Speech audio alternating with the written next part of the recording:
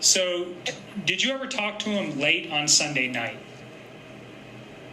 No, we were on the phone, but I mean, I had to let him go and get up and go to work. That was the 9 to 11 call it was like a 2-hour phone call we talked about yesterday on Sunday night from 9 p.m. to 11. And that would have been the last time that I talked to him until the work day on Monday. Today is August 17th, 2018. The time is 10:51 a.m. This is Agent Kevin Koback from CBI, making a phone call to witness in the Watts matter. Nichol Kessinger at 72. Kevin Koback already starting off on the wrong foot. Yeah, this is Kevin Koback making a phone call to Nichol Kessinger. So this is what we're starting with. Yeah. A lot of extra noise, unnecessary. So I wonder what the audio is going to sound like. Hopefully it gets better. 20-656-9605. Nicole texted me last night and said that she recalled some further information after an interview with her on the 16th. So the phone call will be to update whatever information she wants to provide and address a couple other issues that were not addressed during the initial interview. What is he doing? Koback sounds like he's in the middle of a construction site.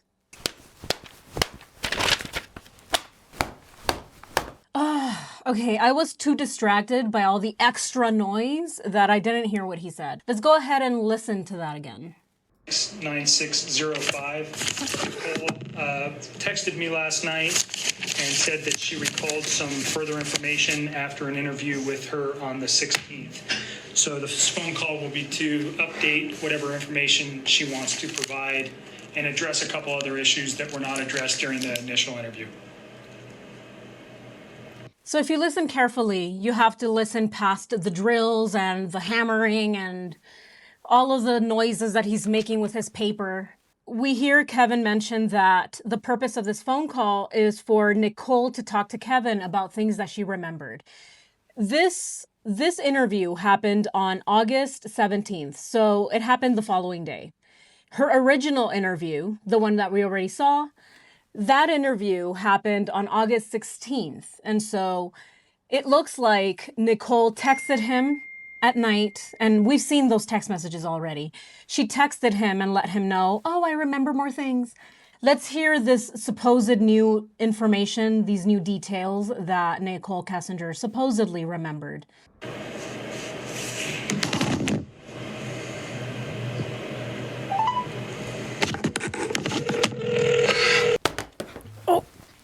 I dropped my phone.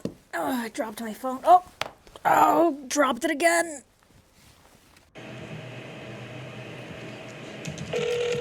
Hello. Hi, Nikki. It's Kevin. Hi. How are you? Sorry Hello. sorry for the delay. I got stuck in a meeting, obviously couldn't walk out. So I apologize for taking so long to get back to you. It's okay. You at least got a couple hours of sleep last night? Yes. You sound a little bit better than yesterday.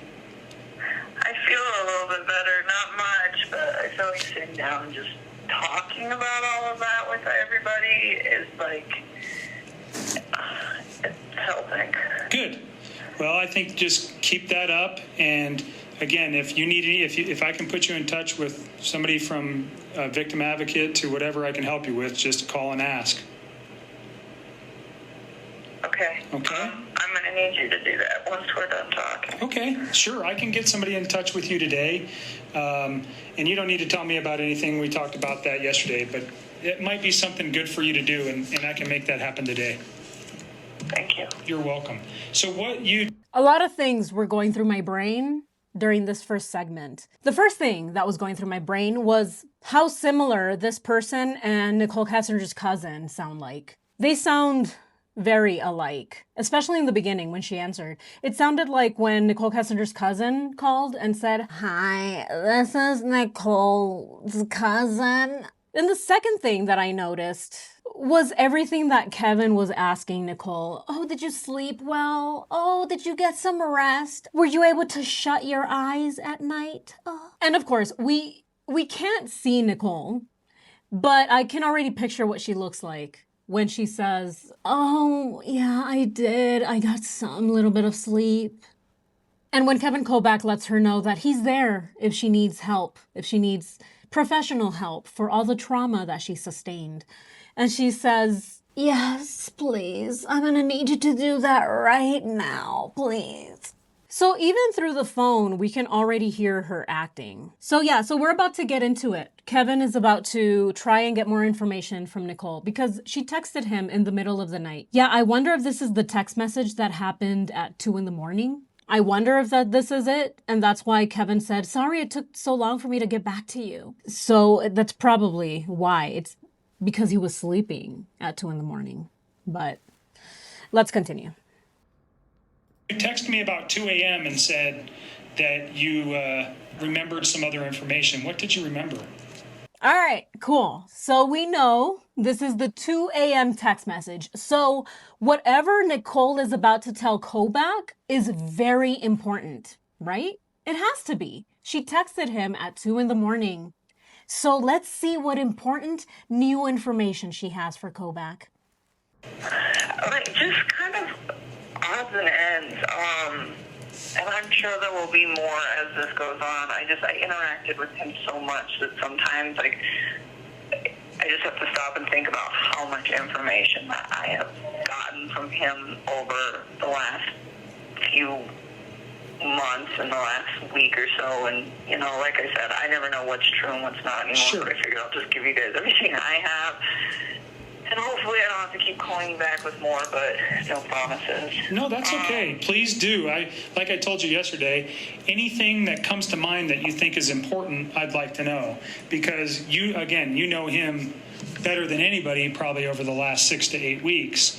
So that's anything that he said to you or anything that stands out to you as you're reflecting on all this kind of mess here is important for me to know. Understood. Couple things. So one. Okay, I don't know. I don't like the way Kevin refers to this case as a mess. And he said other things about it that I don't particularly like. He seems to just downplay the whole case. The whole mess, as he would put it. And as suspected, Nichol is already starting off with a ramble. Her signature ramble.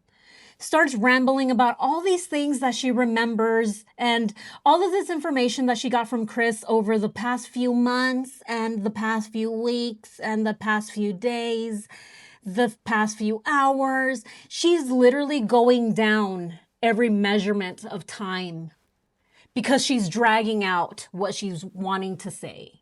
This is very classic Nichol Kessinger. Just get to the point.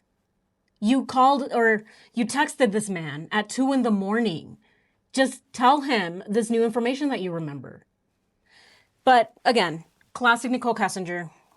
She's going to explain first how it is that she remembered and why she believed it was so important to text him at 2 a.m. to let him know that she has been down a journey of remembrance.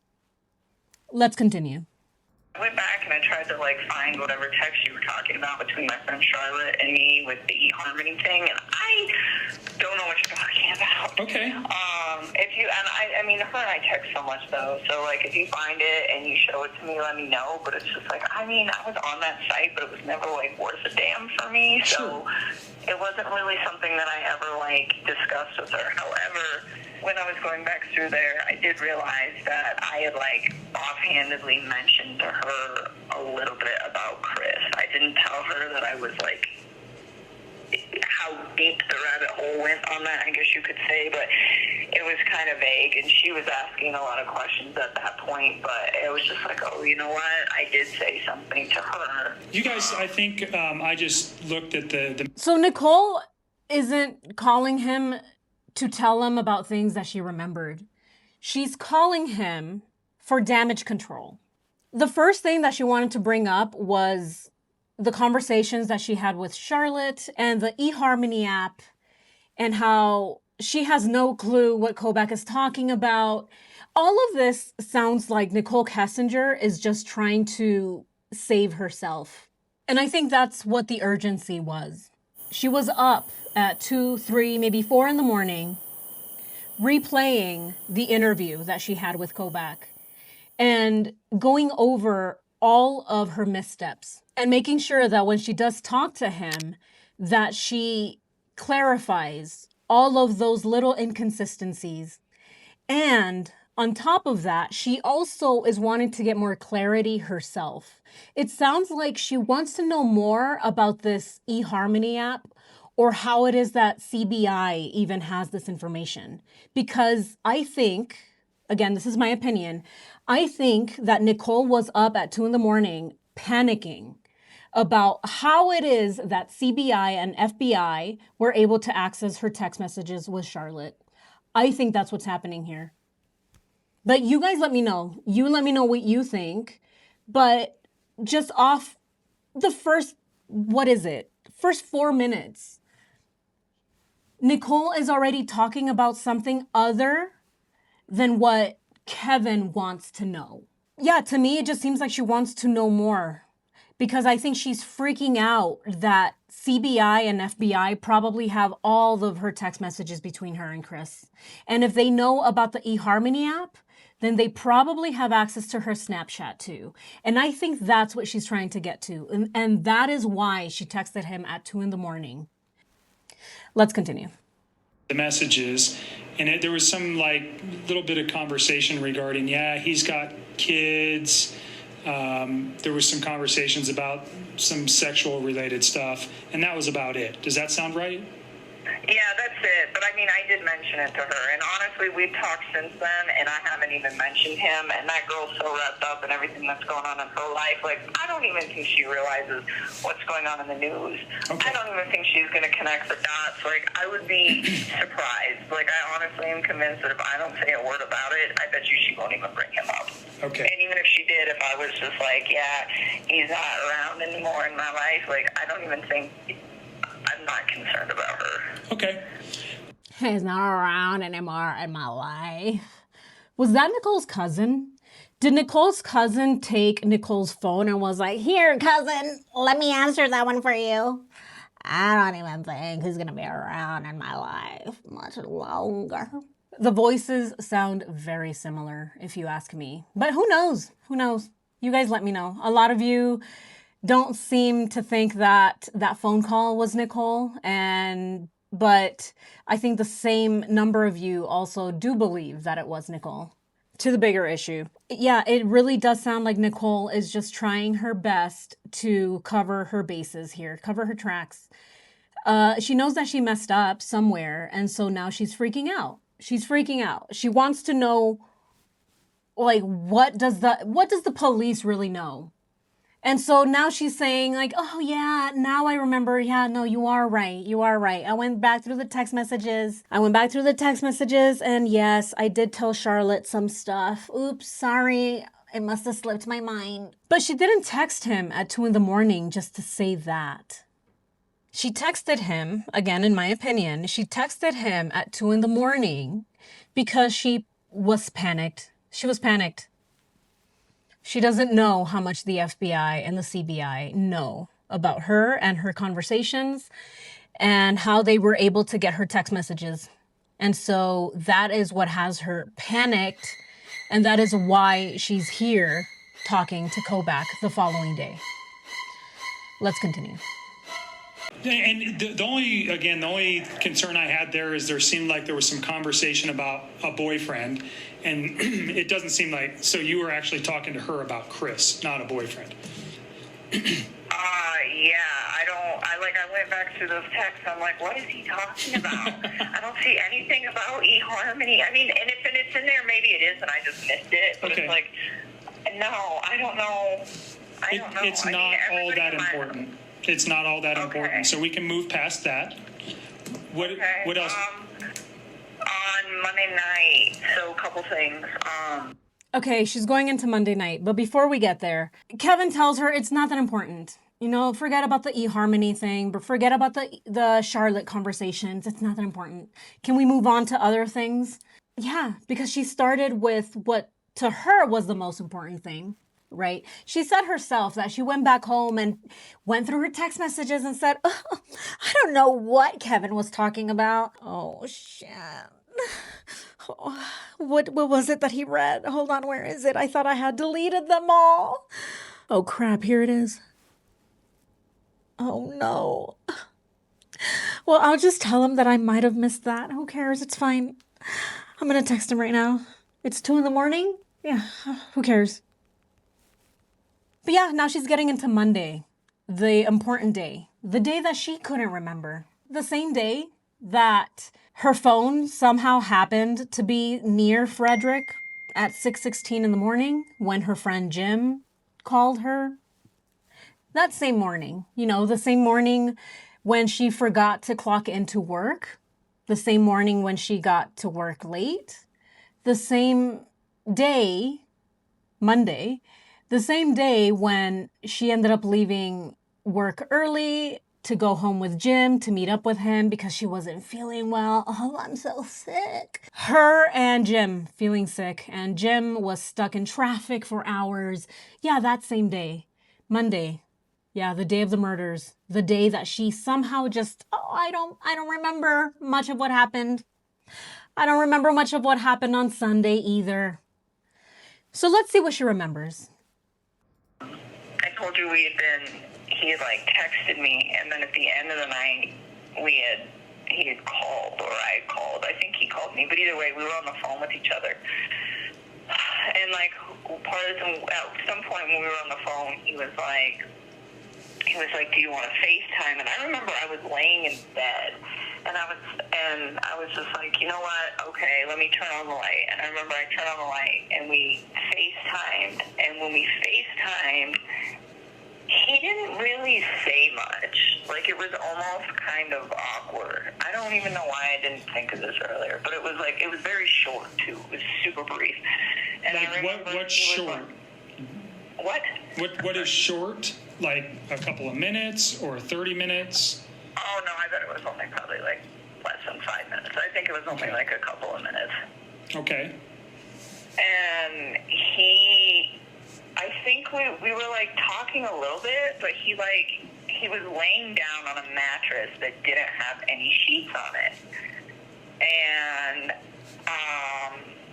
I was like, okay. So I was thinking like, well, maybe he's in bed. I don't know what's up. But I remember asking him like, where's your sheets, And he's like, oh, I washed them. And then this is the part I don't remember if this sentence right here came in the FaceTime conversation or if it came in a phone conversation prior to the FaceTime conversation. But regardless, this next sentence came on Monday night, and I'm so sorry that I cannot always remember chronological every little detail. That's okay. It's understandable. She's always building suspense. She always does that. Oh, I have this very important bit of information, but before I get there, I don't always remember this in chronological order. Sometimes my brain does things and I forget. The memories just ebb and flow. So I'm sorry if before I tell you this very important piece of information, I think that she does it to buy time, to try and figure out what she's going to say next. I don't think that she had more information. I think that the real reason that she texted him was for her own self, like I already said. And so now that Koback got past that and he's like, yeah, I don't care about that. Tell me more. Now she's stumbling. She's like, oh, that's right. I texted you at 2 a.m, didn't I? Ooh, okay. Let me see. What else can I tell him? Oh, God. And so that is why she does the whole ramble sesh before she gets into the information that she wants to give. She kind of did that with the whole FaceTime situation, because notice how Koback asked her, how long was this FaceTime session with Chris? And she says, it wasn't really that long. It was, I don't know, it was probably like 5 minutes. And then she says immediately after, actually, I don't know. It was like maybe a couple minutes. So she went from 5 to 2 minutes. She asked him, "Where are your sheets, Chris?" And he kind of just sat there and stared at her, dead-eyed. Again, she's just throwing a bunch of useless kind of information. It's useless because the police already know that. They already know that the sheets aren't on the bed. Chris pulled the sheets off the bed and wrapped Shanann in them. The police already knows this. Again, she's just saying things at this point. "Oh, it was so weird. When we FaceTimed, he didn't have sheets on his bed." Oh my God. I should have known something bad had happened. He never does laundry. But again, it's BS. All of this is BS. I think she's making it up as she goes. Let's continue. So much. But I remember he was saying that he was cleaning the house to try to keep busy, to take his mind off of things. And this was on the phone.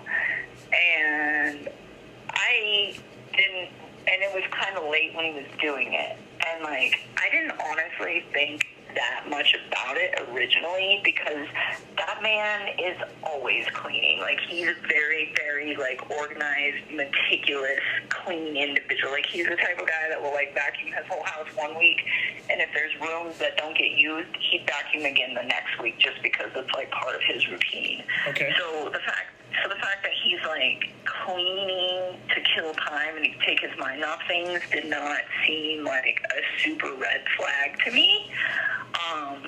Because I was like, okay, well, that's what he does. He just, like, on his days off, like, he organizes his basement, or he, like, cleans his garage. It's what he does. Okay. And so anyways, so that didn't seem at all like the norm for me. But something that just kind of, like, dawned on me last night is he made the comment directly after that. He said, "I had to wash the kids' sheets." He was like, "They smelled." And I was thinking about that last night, and I'm like, this man keeps that house so clean. That's like the cleanest house I've ever seen. And I'm like, this man keeps that house so clean. Why would his kids' sheets smell bad? And this, And that, you think this was Monday night? What time do you think it was Monday night? Oh God, I don't even know. I almost wish you guys would show me my phone So records. I'm gonna read off your phone calls for Monday and Tuesday. Okay, here it is. This is what Nichol actually wants. She just asked Koback, "I just wish you guys would just tell me. Just let me know all of my phone logs, please, so that I can give you more precise information." Here, let's look at Nichol's phone logs, shall we? All right. So here are Nichol Kessinger's phone logs.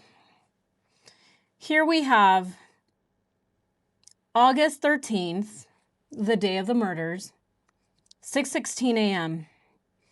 Everything in blue is Chris Watts. These are the phone calls that happened that Monday. One of them was 1 minute, and it looks like it was a voicemail. So Chris called her, it looks like, and then she called Chris, and then he called her again, and then she called him again. That's what this is here. So voicemail deposit. So Chris called her at 5:01 p.m. and left her a voicemail deposit of 1 minute. She then called him immediately back at 5:02 p.m., talked to him for 1 minute. That's it, 1 minute. And then at 9:48 p.m., there was an incoming call. So that was Chris calling her. They talked for 50 minutes. And then the same day, 11 p.m. at night, she calls Chris, and they talk for 52 minutes. So here they talked for almost an hour, and he called her at 9:48 p.m. So that means that they spoke until 10:38 p.m. And then immediately after 10:38, Nichol called him right back at 11:09. So like 20 something, 30 minutes in between, around a half an hour in between, and then she called him right back. And they talked for 52 minutes. So that's what Nichol wants to know. She's saying, I don't really remember. There was a FaceTime call, and then there was something else in the text, and there was something else in the phone call. I don't remember. Too many conversations. I wish you guys would just, help me out a little bit, give me a little hint, a little clue, maybe. Again, it doesn't sound like someone who is genuinely recollecting things. It sounds like someone who is trying to cover herself. She wants to make sure that she has her alibis and that she has all of the things that she needs to get out of this. Let's continue. Starting. No, it's on Monday. Okay, just so tell me on Monday night. Monday night, you guys had, we talked about a phone call yesterday, but you guys had a phone call Monday night. It looks like he called you. It was 48 minutes and 57 seconds. It was at 9:48 p.m. that he called you. So that would take us to about 10:35. And then there's another call on Monday. It's for 51 minutes and 25 seconds, it looks like. I'm not sure, looking at this, who called who, but it looks like you called him. And that was at 11:09 p.m. That lasted 51 minutes. So that takes us to midnight. And then there's another phone call where he calls you. So we're now into midnight, Tuesday morning. It's a 30-minute phone call that lasts until 12:38 a.m. And then after 12:38 a.m., there's a 2-minute and 44-second phone call that that starts at 1:12 a.m. It's 2 minutes and 44 seconds. So Okay, let's see if I can find those logs here. No, this is all July. All right, I don't have those phone logs, but yeah, let's hear that again. Koback tells her that there were more phone calls after the phone call that happened at 11 p.m. So let's hear what she has to say to that. To midnight. And then there's another phone call where he calls you. So we're now into midnight, Tuesday morning. It's a 30-minute phone call that lasts until 12:38 a.m. And then after 12:38 a.m., there's a 2-minute and 44-second phone call that that starts at 1:12 a.m. It's 2 minutes and 44 seconds. So I would almost, this is just me, but I would go get my text messages with him from that night, and I would sync them up to that time frame, because there was texting in between that. So I think what happened is he called me on that first call, and then there's that gap between the first call and the second call. In that gap, that was when we FaceTimed for a few minutes, and that was when I got up out of bed because I was just having trouble sleeping, and I went and did laundry. That's what I did. I went I just put some clothes in the dryer, and then I think I called him back, and then we continued to talk. So that little gap right there between those two big phone calls at the very beginning of the night, yes. I mean, not the very beginning of the night, but the big ones at the first two. So in between that gap, there's a quick FaceTime. So you think that 2-minute and 44-second is the FaceTime? The one at the very end? Yeah. Well, so I don't even think the FaceTime's on there. Okay, because the FaceTime occurred in between those two big phone calls. Okay. Because it was one big phone call, and then there's a FaceTime, and in the FaceTime short, it's only a few minutes, and then there's probably just a few more minutes. So there's a few more calls on Tuesday. So 1:12 is the 2-minute and 44-second. Okay. What Nichol is trying to convince Koback of is that there was a FaceTime call in between these two big calls. Again, I think the reason she's saying that is because she knows that it's not in there because it's BS. It's a lie. She's lying about this FaceTime call that she had with Chris. And then she says that during that 30-minute break in between, she couldn't sleep. So she got up and did laundry. So she got up to do laundry at around 10:30, almost 11 at night. Okay, cool. A lot of people do laundry at that time. I get it. You know what happens to a lot of us? We do laundry at midnight and we put all the clothes in our dryer and then it stays in the dryer for 3 weeks. But what I find very interesting is that she had just mentioned to Koback that it was really weird to her that Chris was laying down on a mattress without sheets. And that when she asked him about it, Chris told her, "Oh, I'm just doing laundry."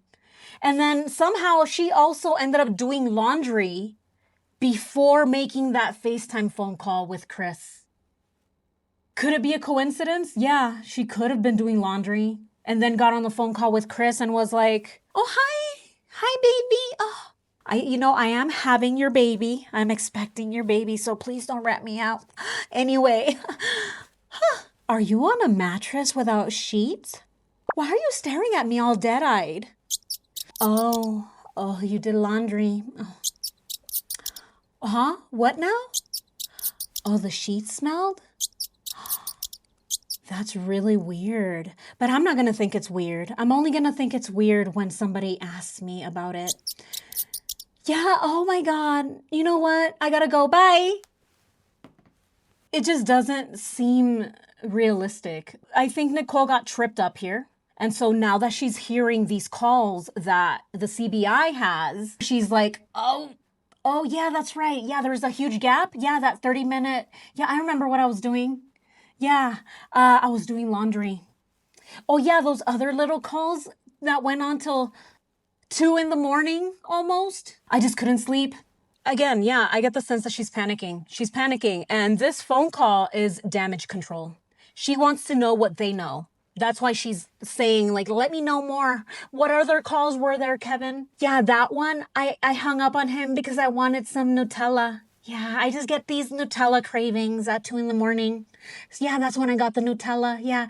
What other phone call? Yeah, I think that that's what's happening here. But you all let me know. What do you think is actually happening here? I see this as purely damage control. Let's continue. Okay. Because it was like one big phone call, and then there's a FaceTime, and in the FaceTime short, it's only a few minutes, and then there's probably just a few more minutes, and that's probably. So there's a few more calls on Tuesday. So 112 is the 2-minute and 44-second call. That lasts till approximately 1:14, and then there's a long gap until 1:50. So another 45 or 35 minutes, and then there's a 7-minute phone call. That phone call lasts till 1:58 a.m., and then there's a 10-second phone call at 2:07 a.m., followed by. I think he calls you and maybe leaves a voicemail or something, or you don't pick up. So there's a 10-second call, and then directly after that, there's a 10-minute and 24-second phone call. Okay, so I'm talking about the two at the very beginning of the two long really ones. Long ones. And is that when he's talking about the kids' sheets? With the sheet. Okay, so yes. There's a lot of little back and forth calls. Those little phone calls that went on till 2 a.m, the little back and forths, those are very concerning because what were they doing? But she doesn't want to talk about those. No, she's like, yeah, I don't really know. Let's not talk about those. Let's go back to the very two in the beginning, the two big ones. Yeah, the 2 50-minute ones. Those are the ones I'm talking about. So let's see what she says to Kevin, and let's see what Kevin does with this information. Because again, Kevin is so passive. He just lets Nichol ramble and change the subject constantly. And so let's see what we get out of Nichol this time. I will help help you line this up. Like, I almost want to just come in there and, like, drop and drag all of my texts to where they were going. And you know what? We may meet and do that here coming early next week.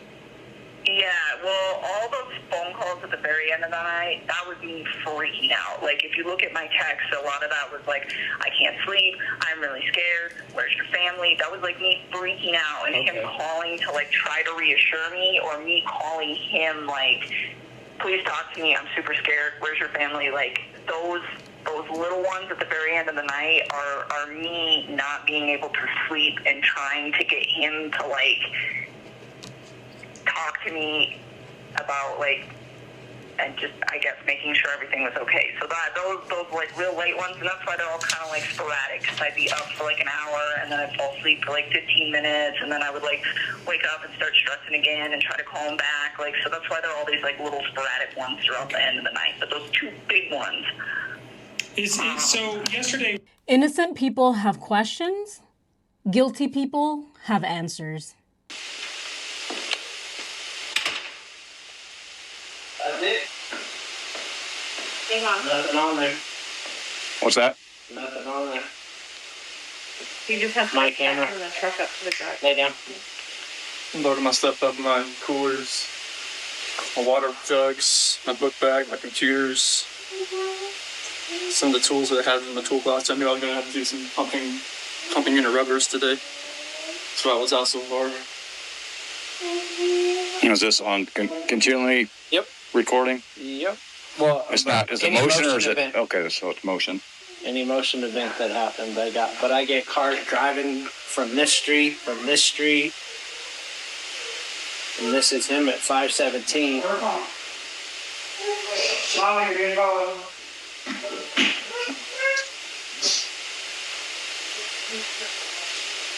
I usually park out there on the side so I can get everything back in. Be easier, so lugging everything out there, all the tools that I had to bring in.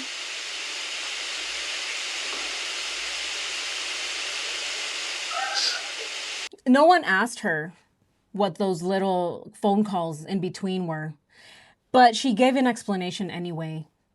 She made sure to let Koback know, oh, those little in-between phone calls, oh, it's because I was freaking out. That's why they're so sporadic. They're all over the place.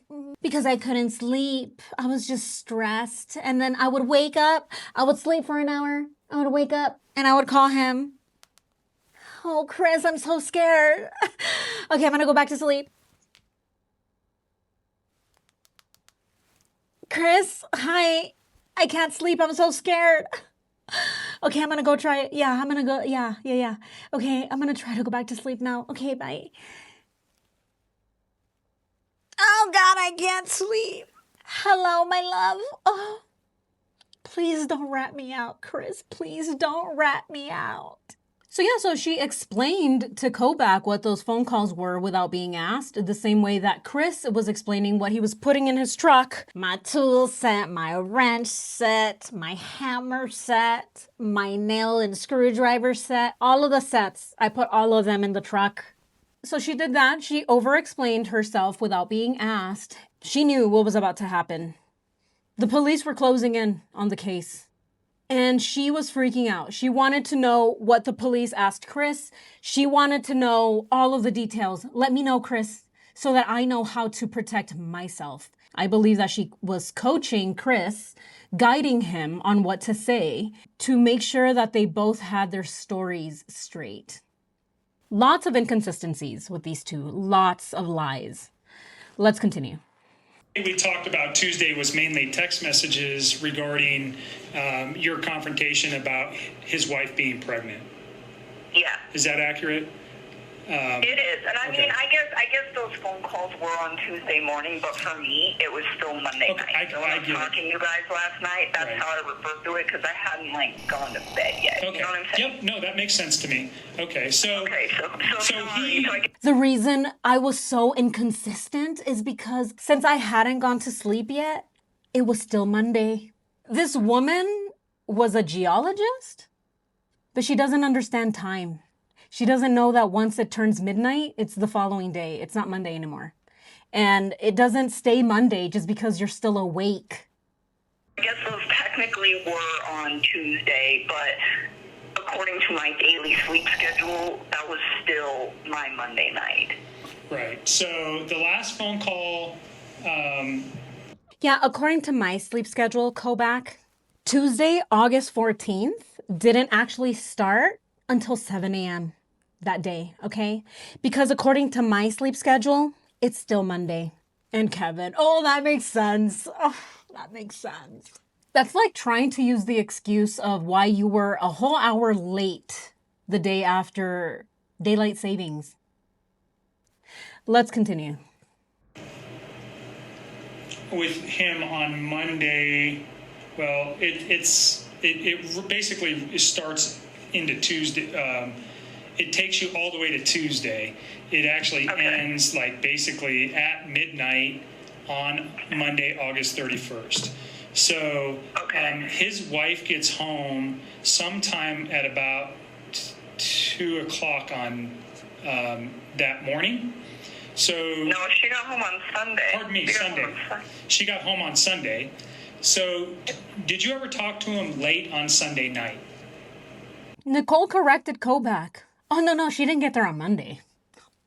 She got there on Sunday night. I remember because I had that 111-minute phone call with Chris. Don't ask me what the conversation was about, though, because I don't remember. Let's continue. It actually ends like basically at midnight on Monday, August 31st. So his wife gets home sometime at about...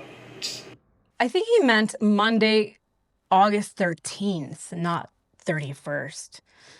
What's happening here is that Koback doesn't even know what he's talking about. This is really bad. He's wanting to get information from Nichol, but he's using the wrong dates. He's confused about the day. So he's trying to get her to talk about this call, the one that started at 9 p.m. on August 12th, which is Sunday.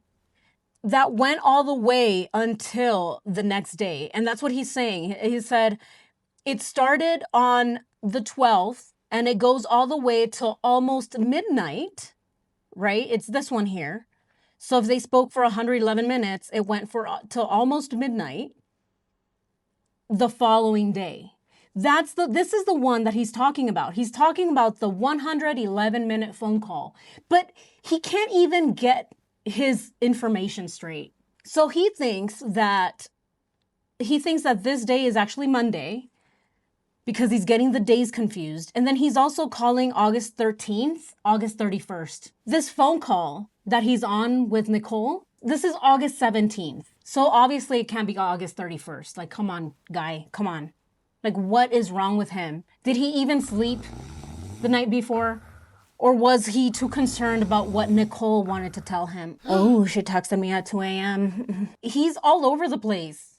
He can't explain it to her, and that's why Nichol is having to correct the CBI agent, the mistress, correcting the investigator, because the investigator is getting all of the information wrong. And so I think that is why, rather than talk about this conversation, Nichol is able to use his misinformation to her advantage. 2 o'clock on that morning. So No, she got home on Sunday. Pardon me, Sunday. She got home on Sunday. So did you ever talk to him late on Sunday night? No, we were on the phone, but I mean, I had to let him go and get up and go to work. That was the 9 to 11 call it was like a 2-hour phone call we talked about yesterday on Sunday night from 9 p.m. to 11. And that would have been the last time that I talked to him until the work day on Monday. And that's when he texted you at like 3:45. No, we talked during work. Remember I told you he like randomly texted me throughout the day at work, but it was just like bullshit conversation. Okay. It wasn't like anything of No substance. Okay. So the most important thing that you've said here is this Monday night phone call, he doesn't have any sheets on the bed, and he said his children's sheets were smelly. They smelled. Okay. Yeah, so let's Koback brought up the 111-minute phone call when he asked her, did you talk on the phone with Chris on Sunday night? She says no. And then somehow the conversation gets changed, as always. It always happens where Nichol somehow always manages to get herself out of these sticky situations. So let's see what actually happens and how that went from one conversation to another. No, she got home on Sunday. Pardon me, Sunday. She got home on Sunday. So did you ever talk to him late on Sunday night? No, we were on the phone, but I mean, I had to let him go and get up and go to work. That was the 9 to 11 call it was like a 2-hour phone call we talked about yesterday on Sunday night from 9 p.m. to 11. And that would have been the last time that I talked to him until the work day on Monday. And that's when he texted you at like 3:45. No, we talked. There it is. Notice what Nichol did here. She was asked about a conversation that she had on Sunday night. Did you have one with him? She says, no. And then he says, well, there's this call here. And then she says, yeah, and that one would have been the last conversation I had with him until Monday. So she said no, and then she admits to it. She says yes indirectly after Koback let her know that there is a phone call here. There is a phone entry in the log that says that she talked to him. And so since she can't dispute that, rather than say, oh yeah, I remember now, she says, yeah, and that would have been the last time I spoke to him until Monday. So did you ever talk to him late on Sunday night? No, we were on the phone, but I mean, I had to let him go and get up and go to work. That was the 9 to 11 call it was like a 2-hour phone call we talked about yesterday on Sunday night from 9 p.m. to 11. And that would have been the last time that I talked to him until the work day on Monday. And that's when he texted you at like 3:45. And that is exactly how she's then able to get Koback off track. She derailed him. That easy for her to derail Koback's thought process. Because then she throws in Monday. And somehow Koback gets distracted. He got distracted. It was that simple for him to get distracted. Let's see what she says. On Sunday night from 9 p.m. to 11. And that would have been the last time that I talked to him until the work day on Monday. And that's when he texted you at like 3:45. No, we talked during work. Remember I told you he like randomly texted me throughout the day at work, but it was just like bullshit conversation. Okay. It wasn't like anything of No significance. substance. Okay. So the most important thing that you've said here is this Monday night phone call, he doesn't have any sheets on the bed, and he said his children's sheets were smelly. They smelled. Okay. Yeah, so let's get back to that because I feel like you and me are kind of getting off track. Yep. So go to that first long phone call on Monday night was, I think, when he told. She's definitely the one leading this conversation here. She's the one leading this phone interview. She's the one that let him know, yeah, you know what? Let's get back to what I was mentioning first, okay? Let's get back to what I was talking about in the beginning. Those first 2 phone calls, those are the ones that we should be focused on, okay? Because we're getting off track here. And yeah, she wants to go back to the smelly sheets. She is a master at distracting Koback from what actually matters. He wanted to talk about that 111-minute phone call. But since she doesn't want to talk about it, and when asked about that phone call, she didn't remember anything about it. And here again, we see her derailing him. He's off track now. He completely forgot about this phone call. Now they're about to get into these dirty sheets. Oh, they smell bad. Let's talk about that. But anyway, okay, I'm going to go ahead and stop it here. We have another 15 minutes left of this video. If you liked the video, go ahead and subscribe. I want to start publishing videos every single Wednesday. And so getting there is taking a little bit of time. So thank you all so much for having patience with me as I figure out a work schedule that works for me. Right now, we currently have the Nichol Kessinger second interview series and Chris Watts's interrogation series going. And so those 2 series will always be published on Fridays and they'll alternate. Time permitting, I'll be able to do more cases and I'll be able to make more content as well and hopefully be able to publish more often. It's a little trial and error. So just bear with me. I love reading your comments, and I want to be able to also host some live videos as well and some premieres so that we can all chat about it, talk about it as we're watching. So that's really fun, and that is also in the works. But yeah, I just want to say thank you all so much for your patience. Thank you all for being here. Thank you so much for watching and for supporting my channel. And yeah, I think that's all. Well, anyway, take care, and I will see you next time.